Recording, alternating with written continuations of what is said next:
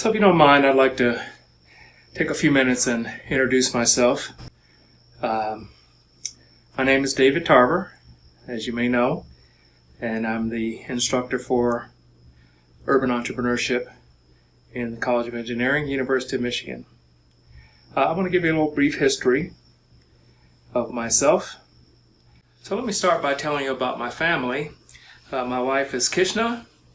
My son is Aaron. He graduated from University of Michigan School of Business in 2011, and he's living and working in San Francisco. My daughter Stacy graduated from NYU and got a master's from Columbia. She's worked in New York, San Francisco, China, Portland. Right now she's between San Francisco and New York. And my daughter Nadia is 12 years old now. She's going to 7th grade in school in the Birmingham, Michigan area. So I grew up in Flint, Michigan. And from a young age, I was interested in electronics. In fact, I developed an abiding love of electronics, and I got it from my father, who loved electronics himself and repaired radios and TVs for people in our neighborhood. But the Flint, Michigan of my youth was a boom town, and it was home to a thriving automobile industry, had the second highest per capita income in the United States. And everywhere you looked, there was progress. It was progress generated and inspired by entrepreneurs. During all 4 of my high school years, I was a finalist in the Flint Science Fair, and my projects always involved electronics. And consequently, or maybe just it happened, I decided in high school that one day I would start my own electronics manufacturing company. So I started my college career at General Motors Institute. It was called GMI, and now it's called Kettering University in Flint. And I went there because it was nearby and it was cheap. The money that I earned as a GM co-op student more than paid for my education, so financially it was a good deal. While attending GMI, one night I stumbled in on a live electronic music concert, and I became fascinated with electronic music synthesizers, and I decided that I would start a business building and selling digital electronic music synthesizers that employed a brand new technology at the time, something called the microcomputer. So after 2 years at GMI, I transferred to the University of Michigan to study in the College of Engineering, to study for an electrical engineering degree. And I continued to work on my music synthesizer, and that music synthesizer ultimately became the subject of my master's degree thesis. And I was determined that this synthesizer was going to form the basis of this business that I wanted to start. After receiving my master's degree in electrical engineering from the University of Michigan, I began working at AT&T Bell Laboratories in New Jersey. Bell Labs was like Mecca for an electrical engineer, and I thought it was the perfect place to gain the experience I needed to start my own electronics company.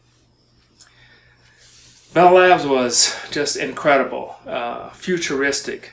It was just a great place to work, and it employed thousands of the world's best researchers and engineers and computer scientists. So I worked at Bell Labs by day, and I continued to work on my music synthesizer at night. But ultimately, my music synthesizer idea and business idea failed.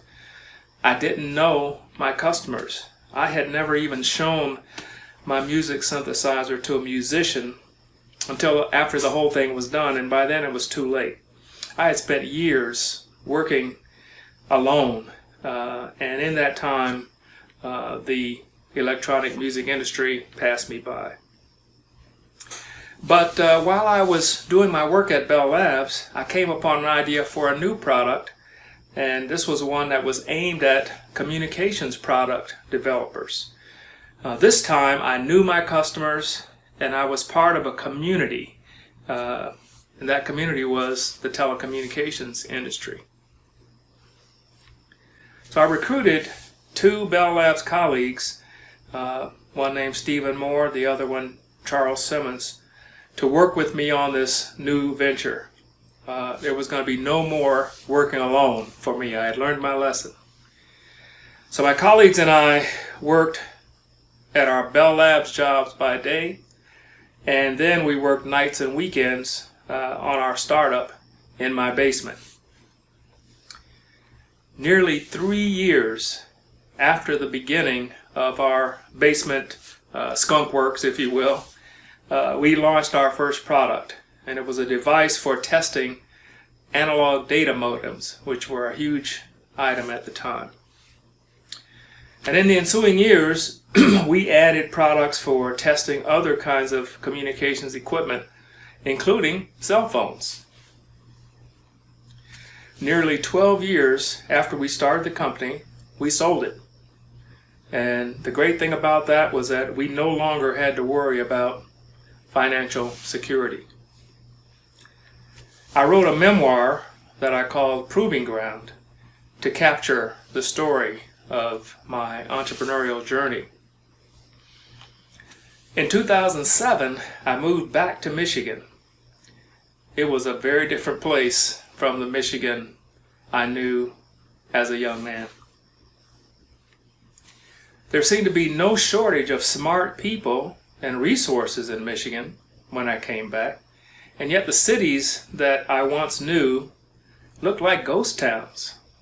I asked myself the question over and over again, if we're so smart, why do our cities look like this? In 2014, I started the Urban Entrepreneurship Initiative to focus on answering that question and to focus on creating entrepreneurial solutions to address urban needs. Then in 2015, I designed and started teaching this urban entrepreneurship course here at University of Michigan. This course is about employing community engagement, design thinking, and business model development to address the need of urban communities, but the methods that we employ here can be extended to any type of human community. Humanity has never faced so many challenges, but humanity has never had so many tools to deal with the challenges. I hope this course will give you the ability and the confidence to address the needs of communities that you care about.